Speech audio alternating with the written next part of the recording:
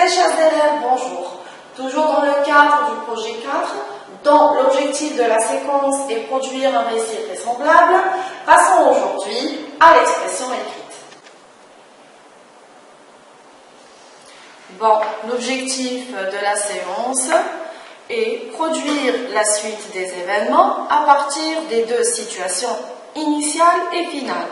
Je vous rappelle, je vous relis l'objectif de la séance d'aujourd'hui, c'est produire la suite des événements à partir des deux situations initiales et finales. Pour cela,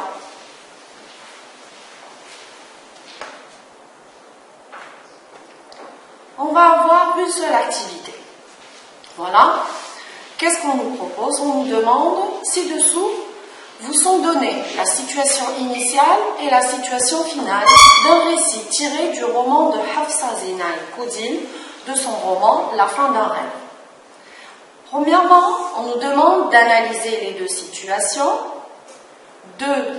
En vous aidant des expressions soulignées, imaginez la suite d'actions qui ont permis à la narratrice de passer de la situation initiale à la situation finale. 3. Complétez le récit et recopiez-le en entier. D'accord? Donc, nous avons une seule activité et 3 consignes. La première nous demande d'analyser, ça veut dire lire, relever les idées principales, etc.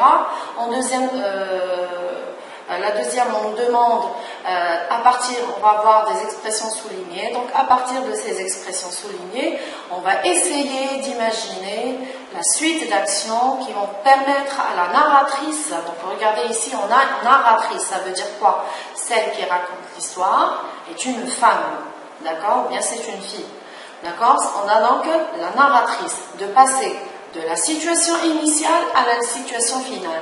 Donc ça dépend, donc ça veut dire là, au milieu, nous avons un vide. Il faut l'imaginer. Et dernièrement, on vous demande de compléter le récit et de le recopier en entier. Passons à la lecture.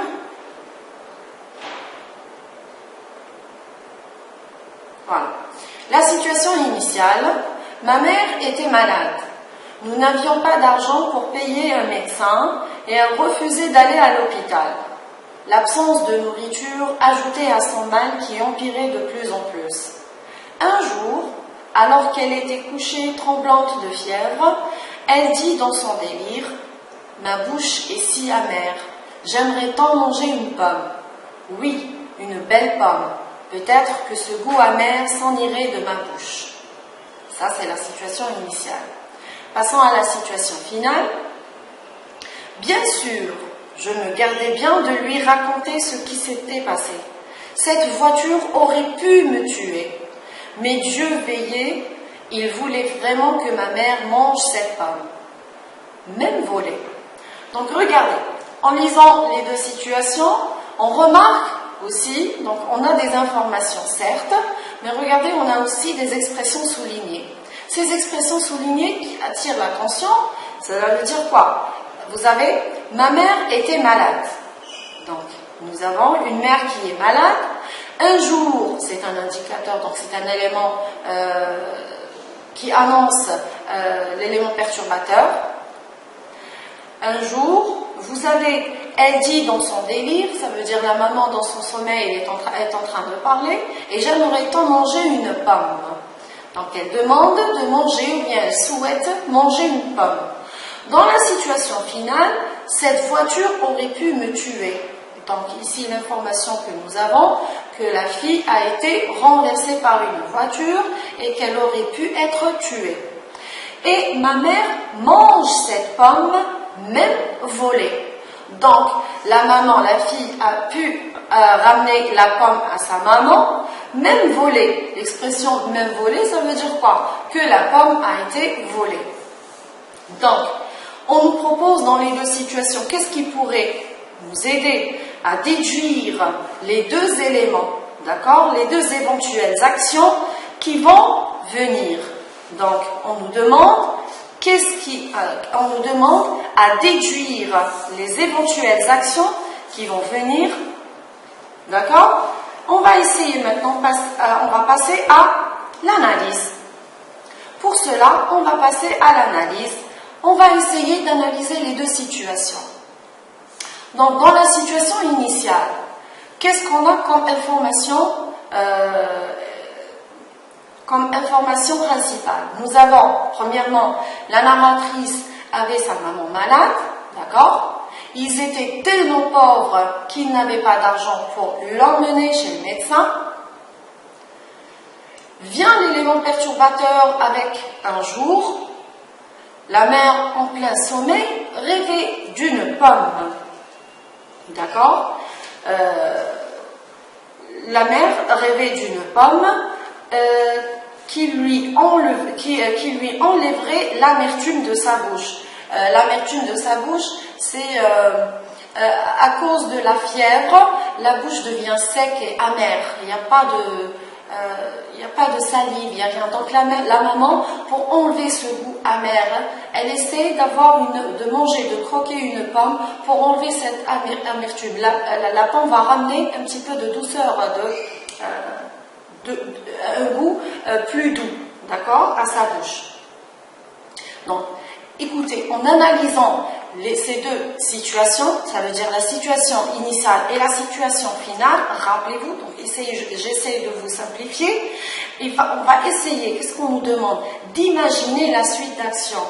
Donc, qu'est-ce qui nous manque? C'est la suite d'action. On va essayer d'imaginer la suite d'action. C'est pour cela, on va relever les éléments importants de la situation initiale et l'élément perturbateur. Voilà. Ensuite, on passe à la suite des événements. Son enfant décida d'aller lui ramener une pomme. Son enfant décida d'aller ramener une pomme. C'est les informations que nous avons de la situation initiale.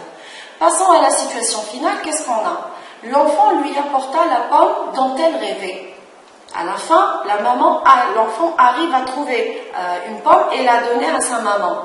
Mais revenons à la suite des événements, donc qu'est-ce qu'on a déduit? On va déduire de l'accident et la pomme volée, on va déduire elle la vola, voilà, et elle se fit renverser par une voiture. D'accord? Elle la vola, donc la suite d'événements, et elle se fit renverser par une voiture. Deuxièmement, on nous demande d'imaginer la suite d'action. On nous demande d'imaginer la suite d'action, toujours à partir des informations de la situation initiale. Donc, qu'est-ce qu'on a? La narratrice avait sa maman malade. Ils étaient tellement pauvres qu'ils n'avaient pas d'argent pour l'emmener chez le médecin. Nous arrivons à l'élément perturbateur, où la mère en plein sommeil rêvait d'une pomme qui lui enlevait l'amertume de sa bouche. Qui lui enlèverait l'amertume de sa bouche. On va maintenant classer, ordonner les suites des événements que nous avons imaginés, d'accord, que nous avons imaginés à partir de la situation initiale et la situation finale. Voilà. Donc, nous avons l'enfant décida d'aller lui ramener une pomme. Elle alla au marché. Où est-ce qu'on va chercher la pomme? Automatiquement, donc la fille a pensé à aller au marché. Donc, ensuite, elle saisit un marchand et lui raconta son histoire. Bien sûr, rappelons-nous que la famille était pauvre, ça veut dire qu'ils n'ont pas d'argent. Donc la fille, qu'est-ce qu'elle fait? Elle essaye de demander, pour demander la pomme, elle raconte son histoire au marchand. D'accord? Utilisez votre imagination. Donc, en racontant une histoire, donc ici, en racontant une histoire, c'est toujours l'imagination. Imaginez que peut faire un enfant pour avoir une pomme, pour satisfaire la maman qui est malade. Donc, le marchand, ne voulant point la croire, la renvoya. Donc, le marchand ne l'a pas cru. Ce qui nous fait passer à cette action, elle réfléchit un moment, puis elle décida d'en prendre une sans demander la permission. Ça veut dire quoi? C'est l'action de voler la pomme. Donc une fois le marchand ne ne la croit pas, elle décide par elle-même de prendre une pomme sans demander la permission du marchand. Elle vola le fruit, la pomme, et prit la fuite, automatiquement. En traversant la route, elle se fit renverser par une voiture. En traversant la route, elle se fit renverser par une voiture. Voilà, vient l'information de la situation finale.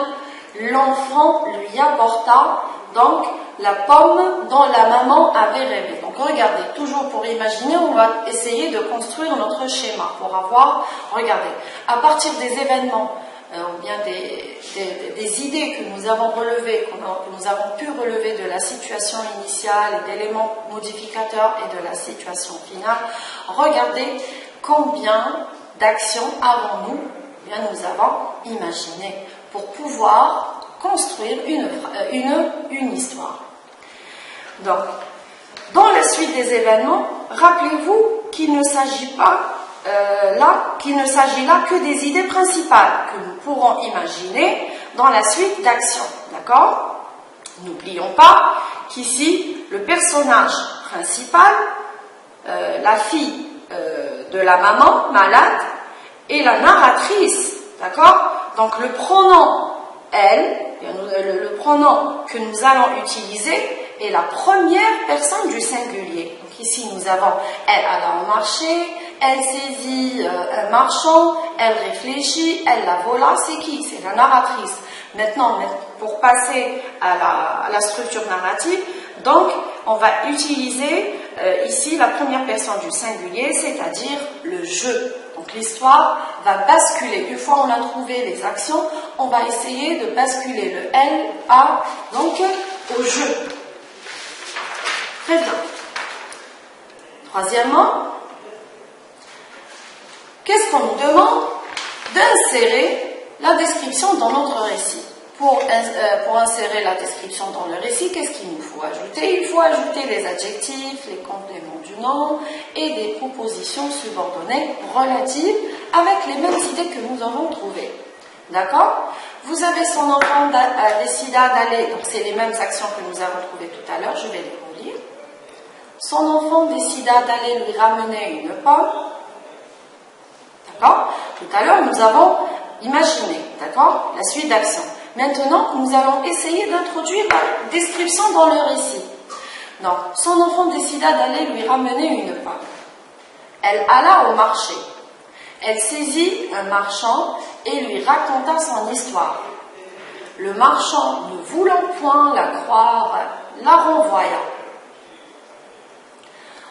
Elle réfléchit un moment, puis elle décida d'en prendre une sans demander la permission. Elle vola et prit la fuite. En traversant la route, elle se fit renverser par une voiture. D'accord? Donc, avec les phrases, les énoncés que nous avons relevés, que nous avons imaginés, d'accord, on va essayer de passer, d'insérer la description, donc d'insérer des adjectifs, des compléments du nom et des propositions subordonnées relatives. Donc, regardez par rapport à la première, ici, regardez, son enfant décida d'aller lui ramener une pomme. Donc, regardez, l'enfant, c'est elle, donc ça devient le je. Je décidai d'aller lui ramener une pomme. Je demandai à ma petite sœur de surveiller ma mère et je me rendis au marché du quartier. Donc, ici, regardez, j'ai encore imaginé une autre information. Pourquoi? En quittant la maman. Maman, elle est malade. La maman est malade, donc je ne peux pas la laisser toute seule. Automatiquement, je dois demander à quelqu'un de la surveiller. Donc ici, qu'est-ce que j'ai imaginé? J'ai imaginé une petite sœur. J'ai imaginé une petite sœur. Je demandais à ma petite sœur de surveiller ma mère. Donc, je me rendis au marché du quartier. Donc ici, nous avons du quartier un complément du nom. Donc j'ai ajouté un complément du nom ici. Alors, ici, elle alla au marché, c'est bon. Elle saisit un marchand et lui raconta son histoire. Voilà. Cet énoncé, comment je vais imaginer en essayons d'introduire la description. Qu'est-ce que je vais dire? Je m'arrêtais devant la première table et ne sachant quoi dire au marchand, je me tue. Donc regardez ici, c'est le temps du récit. J'avais honte. Il me demanda ce que je voulais. Voilà. Regardez ici, on est en train de décrire la situation de la fille, ses sentiments, comment elle se sent. D'accord? J'avais honte. Elle avait honte de lui. Quoi lui dire? Elle n'avait pas d'argent. Quoi dire? Donc j'avais honte. Donc il me demanda ce que je voulais. Une fois le marchand me demande ce que je veux, donc je saisis, voilà, l'occasion pour lui raconter notre histoire. Donc qu'est-ce que j'ai fait? J'ai raconté, la fille a raconté au marchand son histoire, que sa maman est malade, qu'ils sont pauvres, qu'elle a envie d'une pomme, etc. Donc, je lui dis que ma mère était alitée et elle rêvait d'une pomme. Le marchand qui ne voulait point me croire me renvoya. Voilà. Donc le marchand n'a pas cru la fille. Passons à la situation suivante. Regardez, elle réfléchit un moment, puis elle décida d'en prendre une sans demander la permission. Passons à l'énoncé imaginé. Donc ici, elle, automatiquement, c'est le jeu. J'avais les larmes aux yeux. Une fois chassée par le marchand, donc la narratrice se sentit humiliée. Donc, j'avais les larmes aux yeux. Je voulais rentrer à la maison, mais en pensant à ma mère, je décidai de prendre une pomme sans demander la permission. Donc, l'action de voler. Donc, elle décida de prendre une pomme sans demander la permission. Je volai une belle pomme. Voilà. Là, elle la vola et prit la fuite. Regardez l'énoncé. Elle la vola et prit la fuite. Je volai une pomme rouge.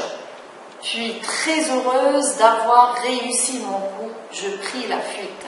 Donc ici, j'ai ajouté un adjectif. Vous avez le rouge. D'accord? L'adjectif. Et puis, je pris la fuite. Voilà. En traversant la route, elle se fit renverser par une voiture. En traversant la route, donc elle se fit renverser par une voiture. Ensemble, ici.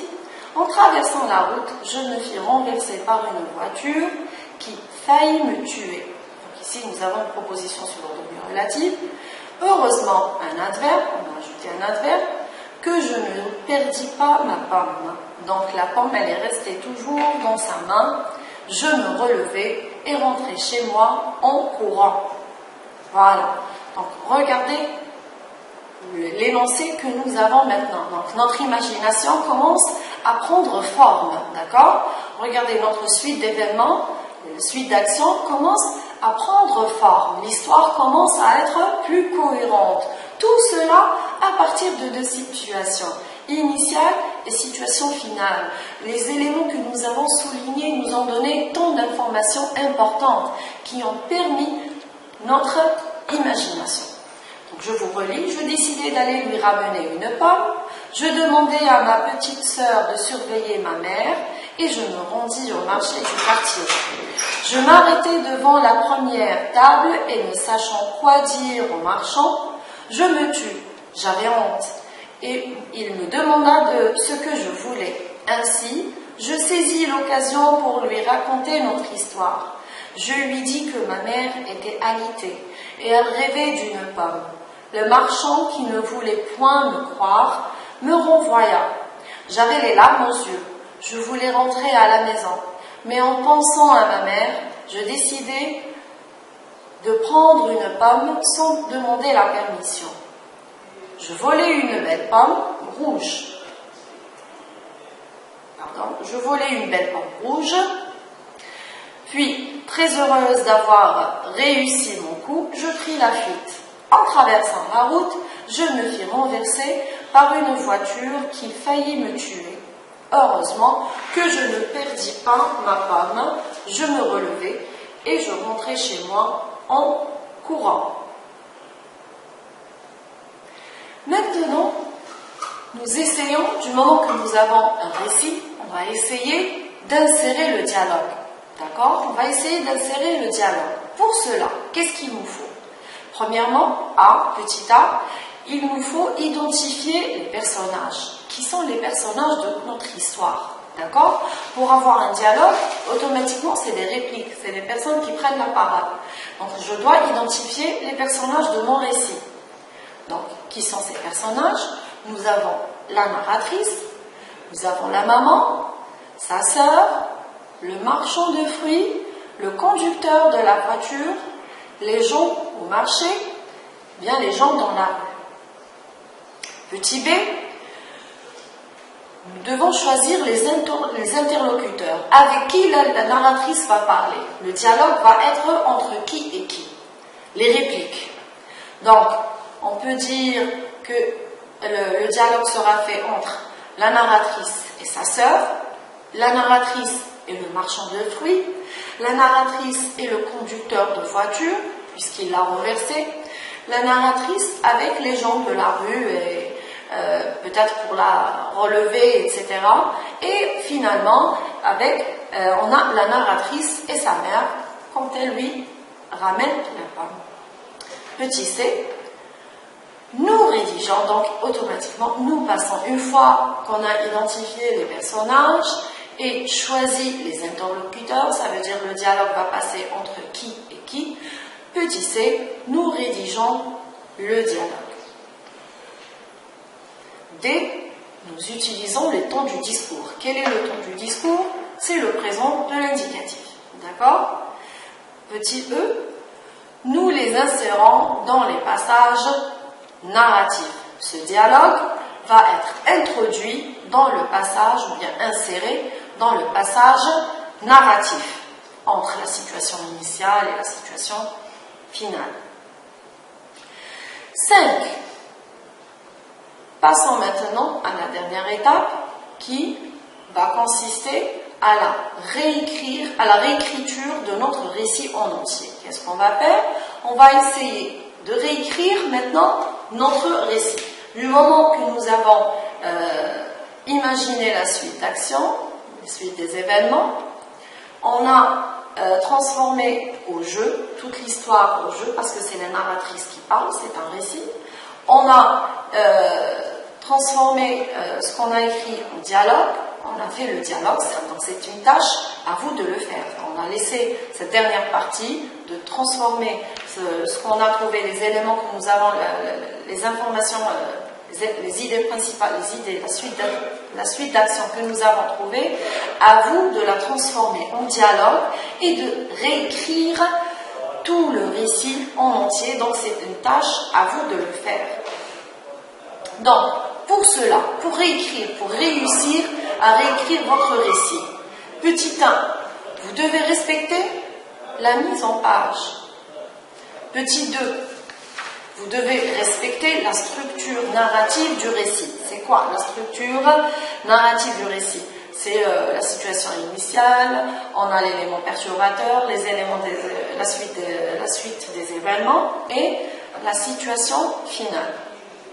Petit 3, nous utilisons le temps du récit. D'accord? Le temps du récit, on a dit pour la description, passe par l'imparfait, et pour la suite d'action, c'est les actions successives, c'est le passé simple, et lorsqu'il y a le dialogue, on utilise le temps du discours, qui est le présent de l'indicatif.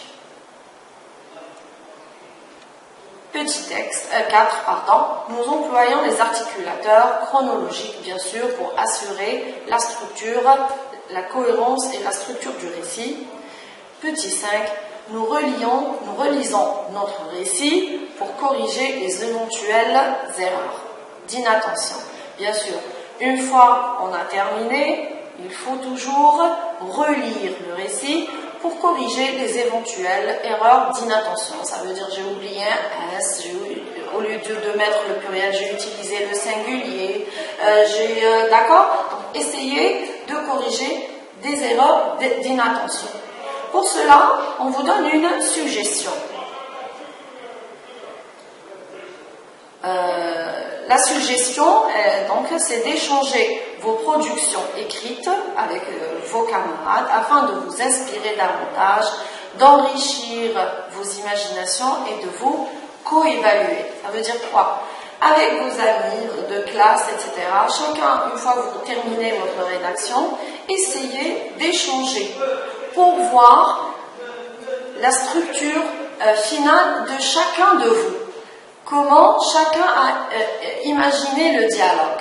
D'accord? Comment chacun de vous a imaginé le dialogue entre les interlocuteurs. Voilà. À la fin, par le biais de ces explications-là, vous allez pouvoir terminer votre rédaction facilement. Sur ce, j'espère que la leçon a été bien expliquée, j'espère que vous avez pu suivre et comprendre, et je vous dis merci et au revoir.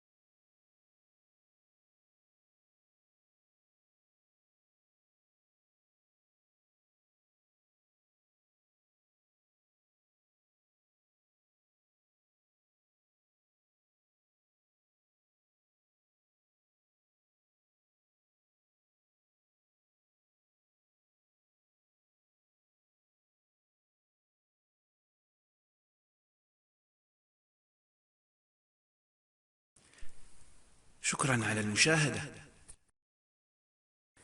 لا تنسوا الاشتراك في القناة، الضغط على الجرس، الإعجاب بالفيديو.